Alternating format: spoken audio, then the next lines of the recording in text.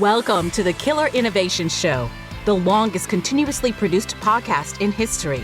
Each week, Phil McKinney brings you the insights and strategies to amplify your creativity and innovation skills. Here's your host, Phil McKinney. 3 global giants, 3 chances to see the future coming right in front of them. 3 catastrophic decisions that would cost them everything, all ending in bankruptcy. Nokia had the technology for the smartphone, but they let iPhone beat them. Instead, they lost $100 billion in value. Kodak invented digital photography, but yet then fought against it, ultimately ending up in bankruptcy themselves.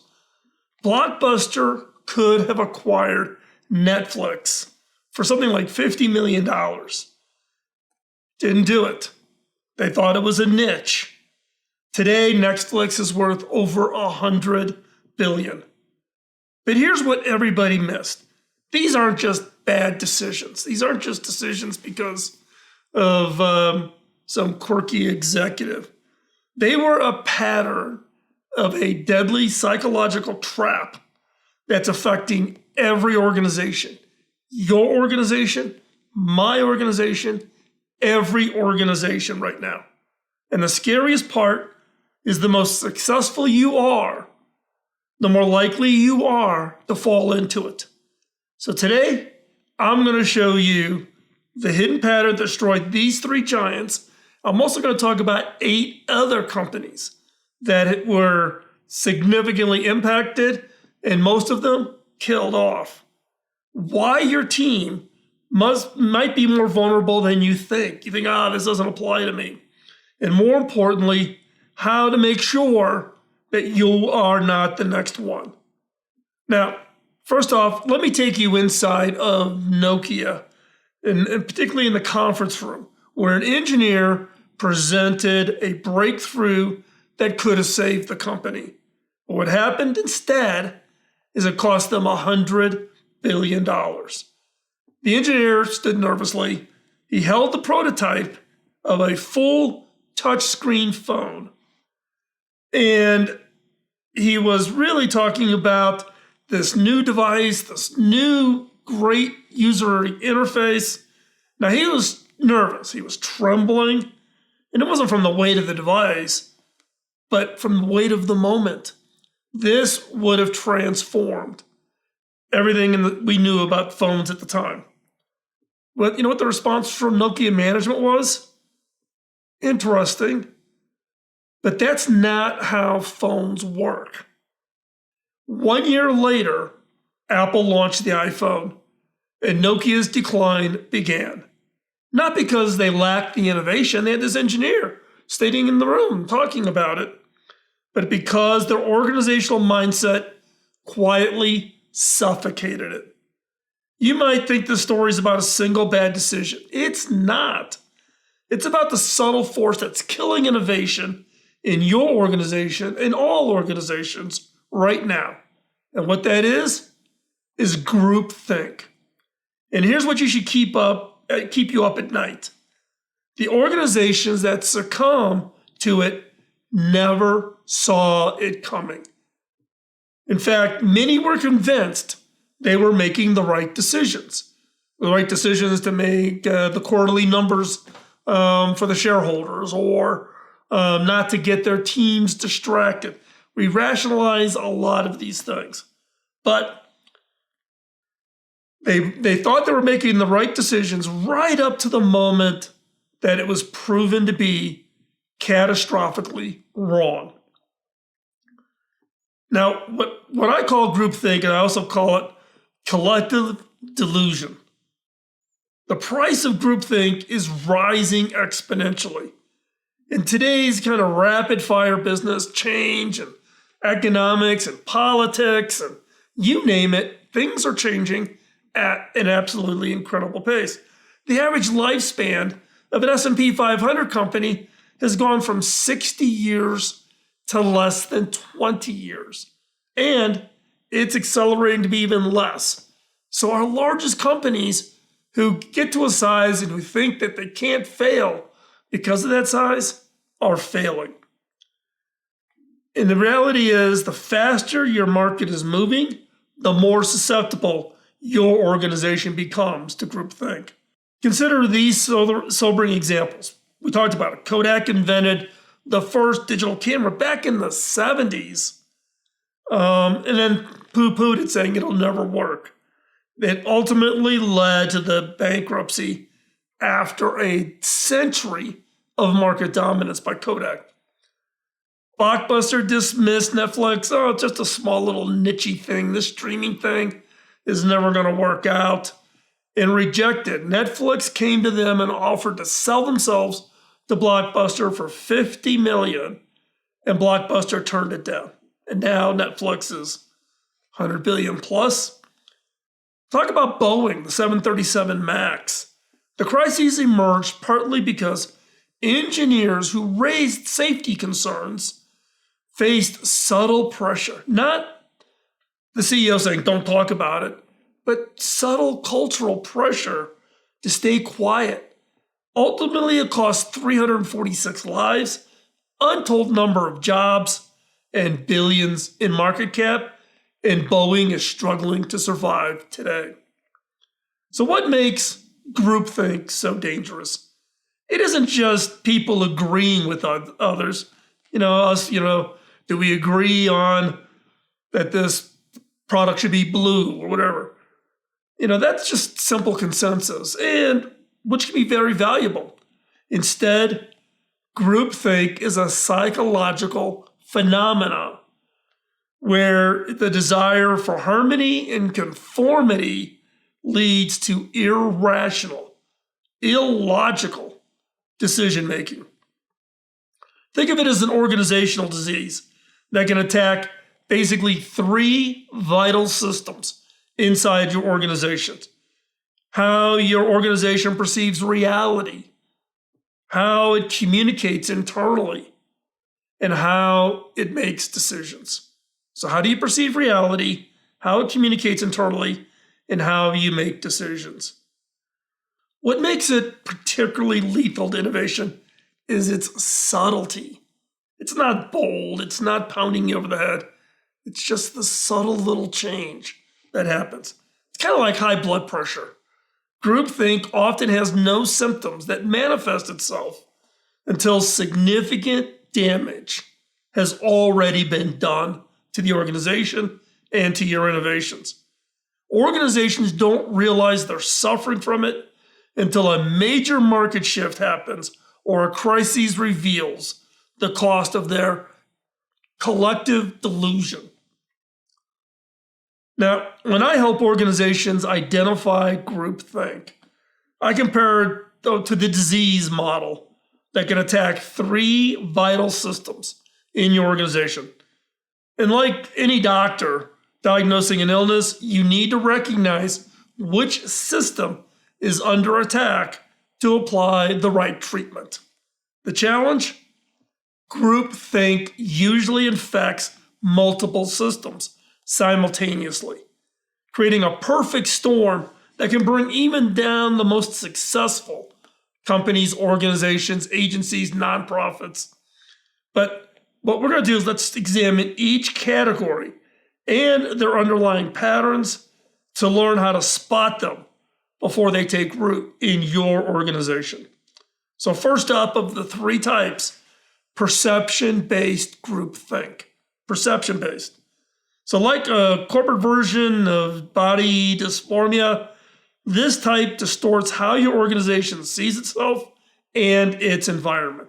And the scariest part, success makes you more susceptible to these distortions. The more successful your organization is, the more likely you are to develop these dangerous patterns. First up, the invulnerability illusion. When Nokia's leadership dismissed the iPhone's touchscreen technology in 2007, they weren't just making a bad decision. They were exhibiting collective delusion that would cost them everything. By 2013, their 50% market share had evaporated, forcing them to sell their mobile division to Microsoft for $7.2 billion, which is less than 10% of their former value prior to the iPhone.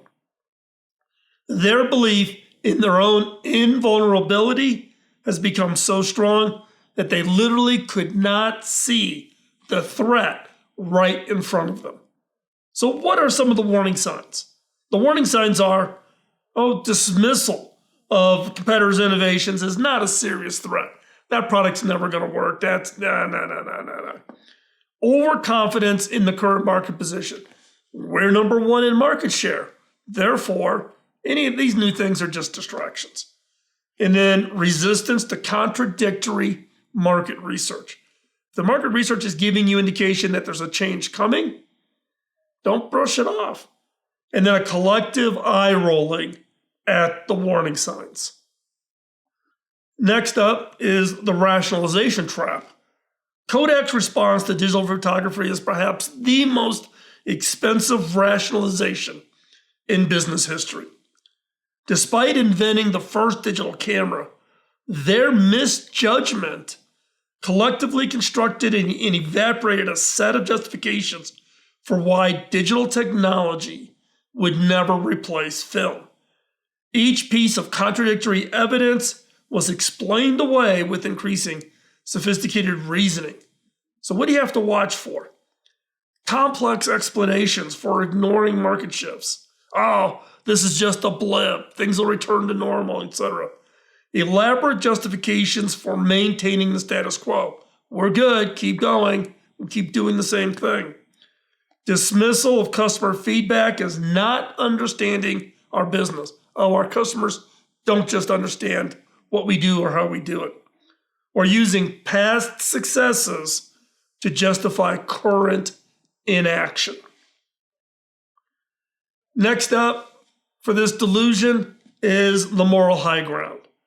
When Facebook, now called Meta, faced early warnings about privacy concerns, their response wasn't just defensive, it was righteous indignation.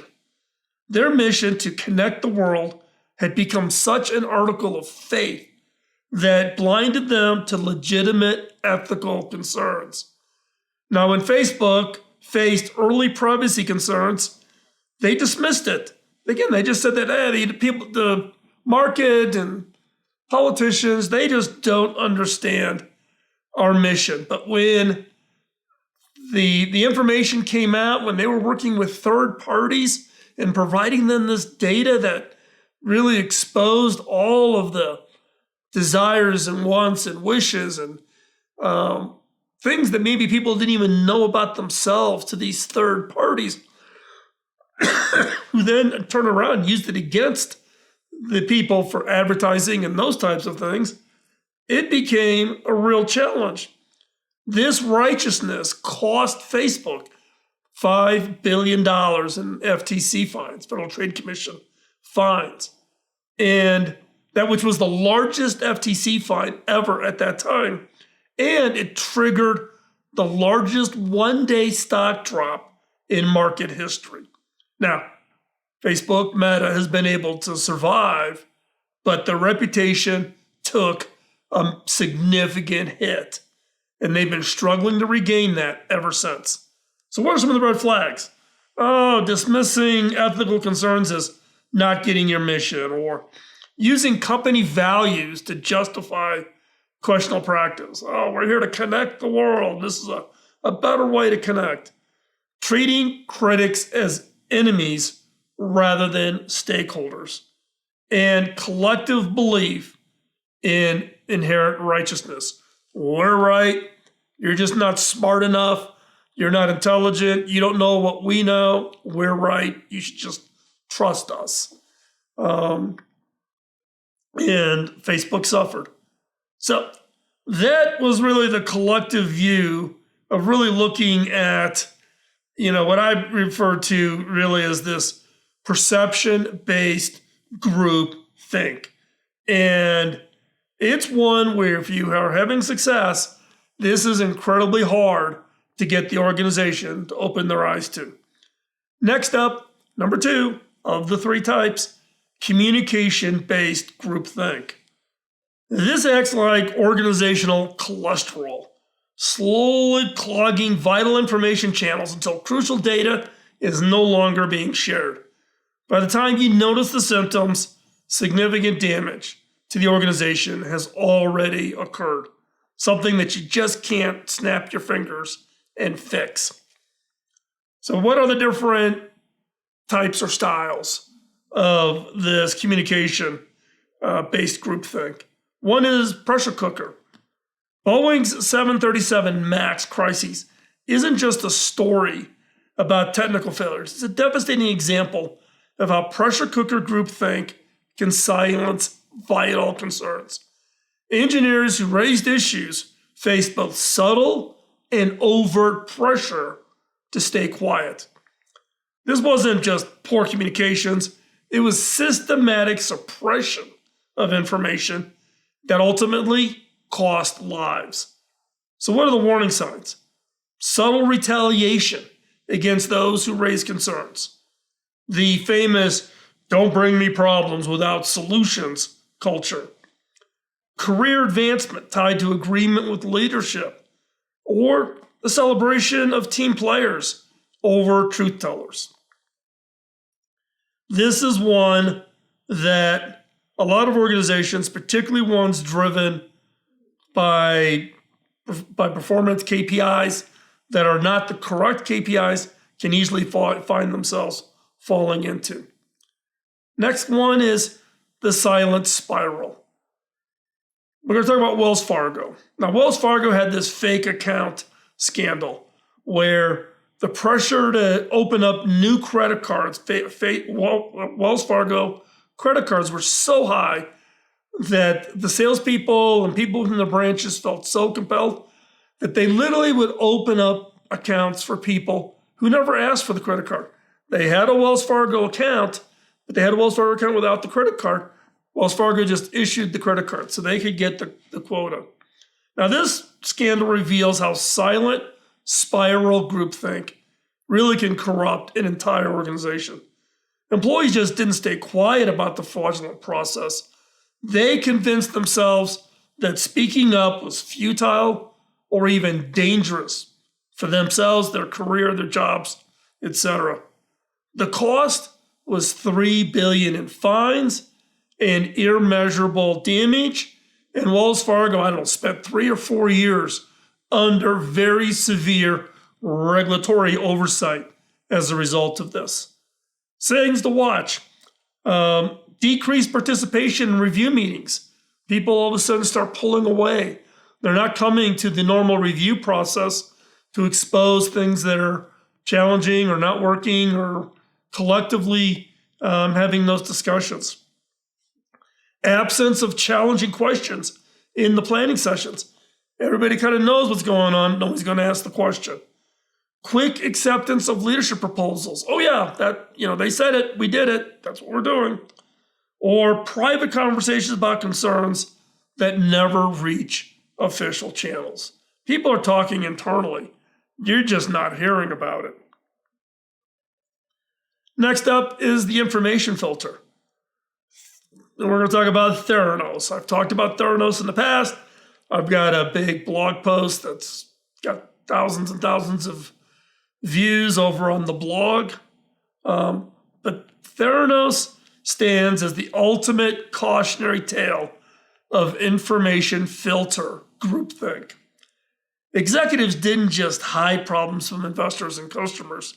They created an elaborate system of information filtering and hiding and fraud that prevented reality from reaching key stakeholders. The result, a $9 billion valuation evaporated overnight when the truth finally emerged. It ended up with bankruptcy, and it ended up with a number of the executives being convicted and now serving time in prison. So what are the red flags? Multiple layers of review before information receives the top. No, you can't send that information in an email directly to the CEO. I need to review it first. I need to review it second. I need to review it third. Then, and you don't know what your information got changed, filtered, or edited. Massaging of data before executive presentations. We're going to make the data fit what the executive expects. Gatekeepers. Gatekeepers who protect leaders from bad news. They don't want anybody to know. They keep departments segmented. Don't tell that department what's going on in this department.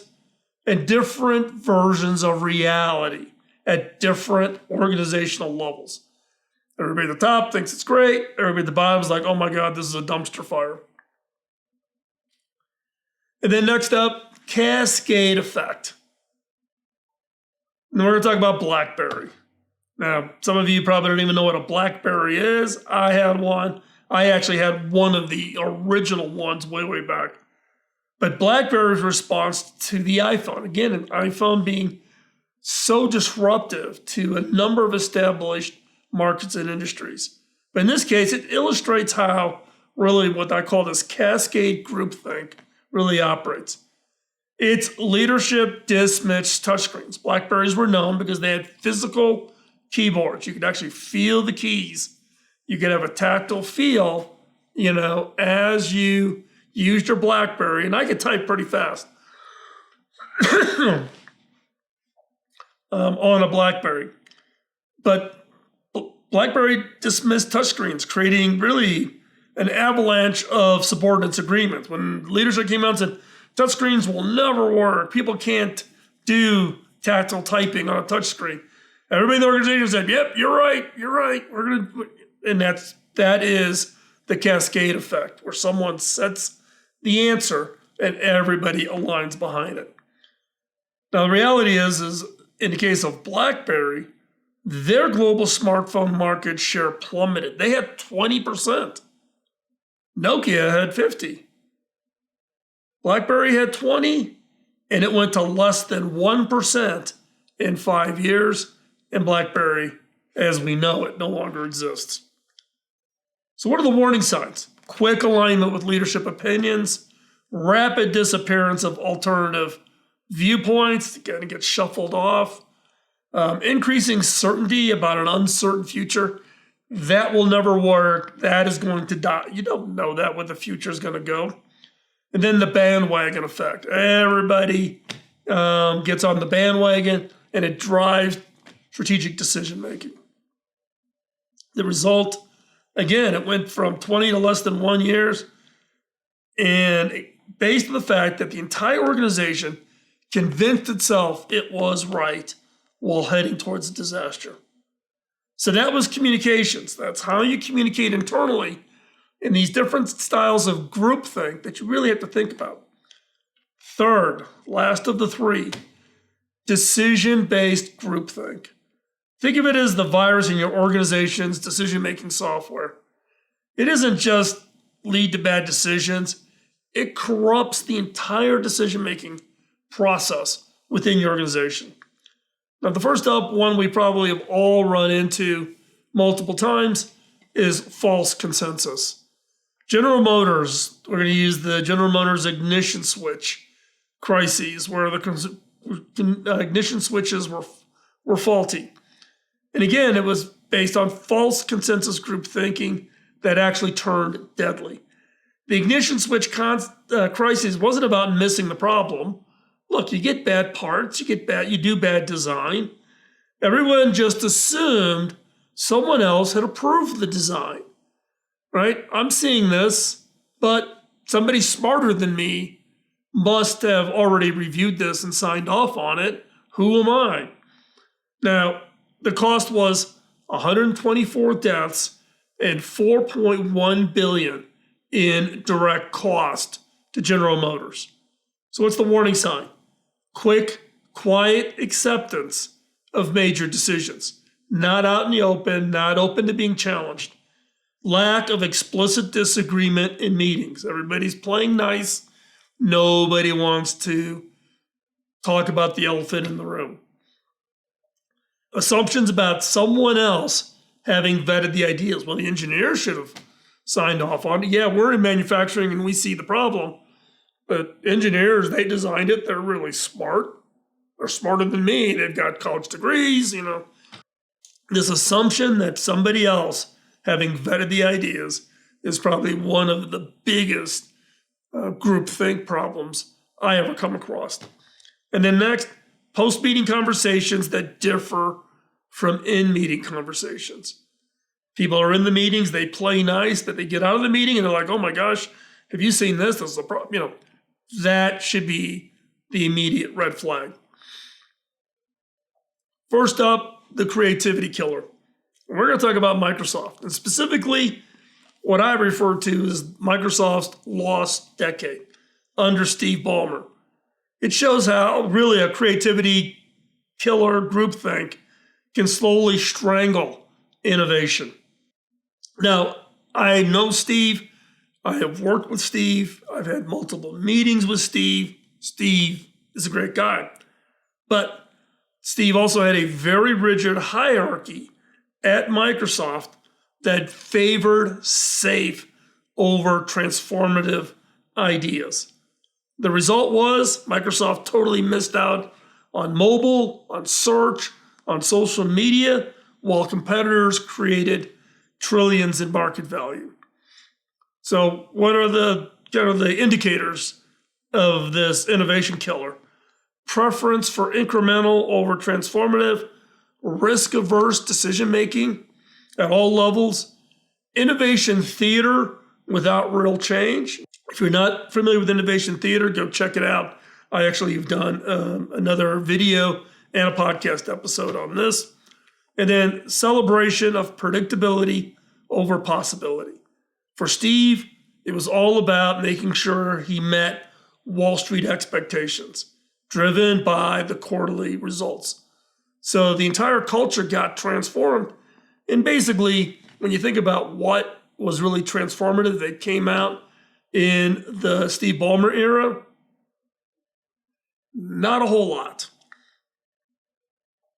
Another one in this decision-making trap is short-term decision. We're going to talk about Sears. I've recently written a blog post. I'm from Chicago. Sears is the hometown wonder story and demise. Now, in this case, it was Sears not really doing digital transformation. It totally failed at transforming from brick and mortar to digital.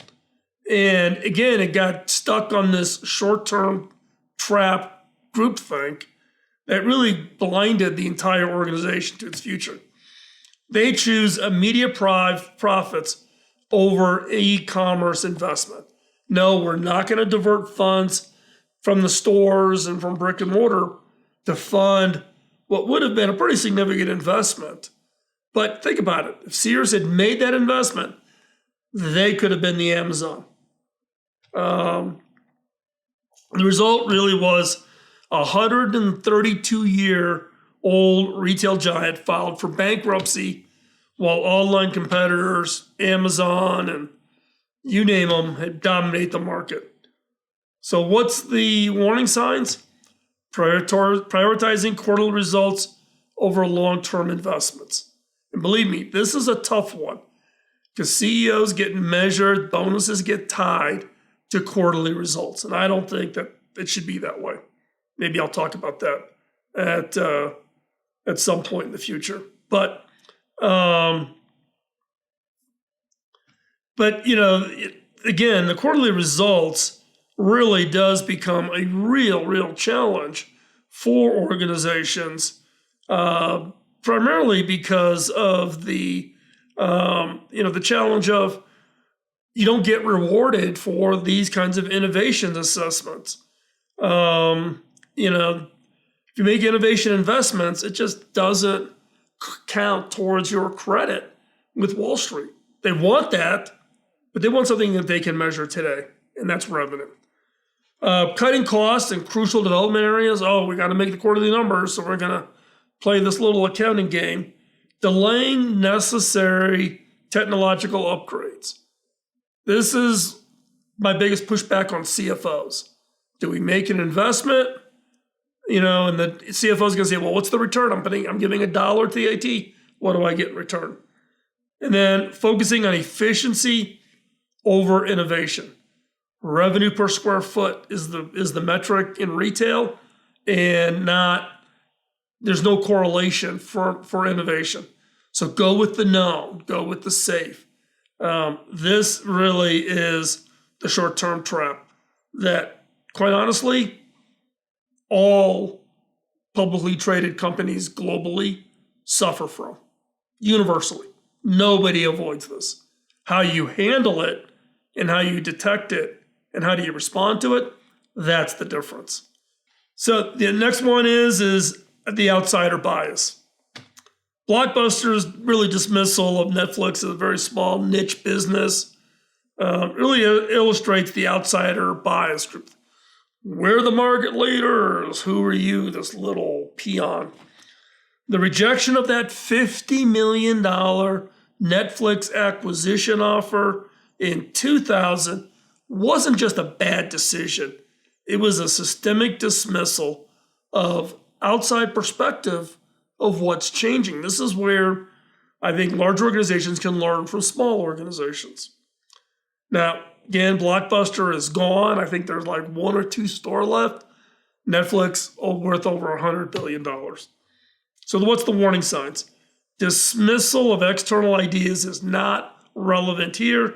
Overemphasis on industry-specific experience, resistance to outside perspectives, and not invented here.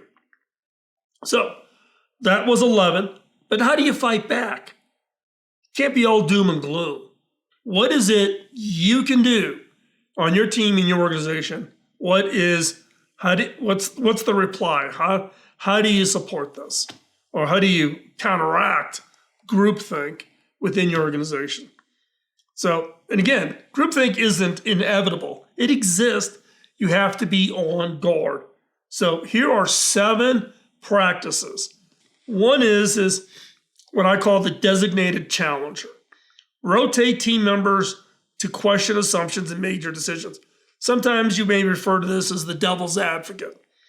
Make this a formal part of your process. Appoint somebody that says your job is to find as many things wrong with this, such that the team can then consider that and then respond to it. And it's a tough job, so don't make it one person's permanent job. Make it such that you rotate amongst the people on the team who is the designated challenger. If they come back and say, no, everything's perfect, wrong, you failed. Your job is to find the challenge, find the mistakes, dig deep, dig hard. Number 2, independent review team. Create a small group of respected thinkers whose job is to examine strategic decisions and find potential problems. Give them direct access to leadership and all the necessary information. Number 3, external perspective. Regularly include outside experts in your decision-making process. These individuals should have relevant expertise, but no investment in your current approach. So it's not caught up in the internal politics. In this case, many cases over the years, I've served on the innovation advisory boards for companies.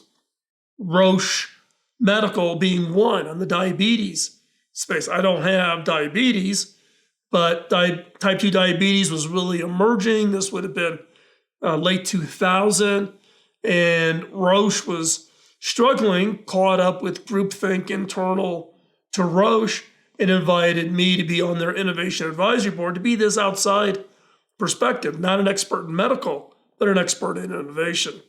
And it was a real eye-opener for me, but hopefully I provided value. Roche has done very well in diabetes care. I'm not taking credit for it. They have a great team. Think about bringing in this external perspective to your key decision making. 4, open communication challenge. Build multiple ways for concerns to reach decision makers, such as casual discussion in the hallways and management by walking around and leaders asking very specific questions. What are the 3 big, don't say, do we have any issues with this project? People say, no, everything's fine. Versus, what are the three biggest risks for success to this XYZ thing? And the most important thing on this is demonstrate that raising concerns leads to action. Don't they raise concerns and they just disappear, but they drive action. People go, ooh, leaders really are concerned about changes and improvement. Next up, number 5 is pre-launch analysis. Before implementing major decisions, and this is every major decision, gather a team to imagine every potential failure mode. Ask, if this fails, what caused it? This is a great lesson from Elon, where he took a look and does this analysis before every launch, and then tries to work through what are those risks, what could they do ahead of time to try to prevent it, such that they're minimizing the potential failure when things like rocket launches happen. Number 6, innovation support system. Create a separate, now I'm going to back up here. This is probably the thing that I've been preaching for decades and people don't do. Create an innovation support system. Create separate criteria, not tied to the quarterly results, not tied to budgets. Create a dedicated funding for innovation projects that cannot be diverted to short-term needs. And number 7, decision review process. Regularly examine past decisions, especially those that didn't work out. This is kind of a little bit of that post-mortem culture that you need. Focus not on blaming. Oh, it was your fault, your fault, your fault, your fault. But what was the thinking pattern that kind of got into this mess, right? So those are the 7 things that you can do as a leader and apply to your organization to make sure you shield yourself, not shield yourself that you will never have groupthink, but shield yourself such that you will be aware of the groupthink and therefore be able to protect your organization. So let's bring this down to brass tacks. Right now, in your organization, someone sees something important that others are missing. Could be a new idea. It could be a problem. They might have the seed for that breakthrough idea, or they might recognize a serious threat, or they may have insight into a major opportunity. The question isn't whether their insights exist. It's whether your organization's collective mindset will let them surface it and flourish. Every organization faces the pull of groupthink. Nobody is immune. It's a natural human tendency, as predictable as gravity. But like gravity, once you understand how it works, you can build systems to overcome it. The tools and frameworks we discussed aren't just organizational processes. They're launch pads that help ideas escape gravity as well as collective comfort. Remember the Nokia engineer with the touchscreen prototype? In every organization, this groupthink is just like this thing that just constantly pulls the organization down.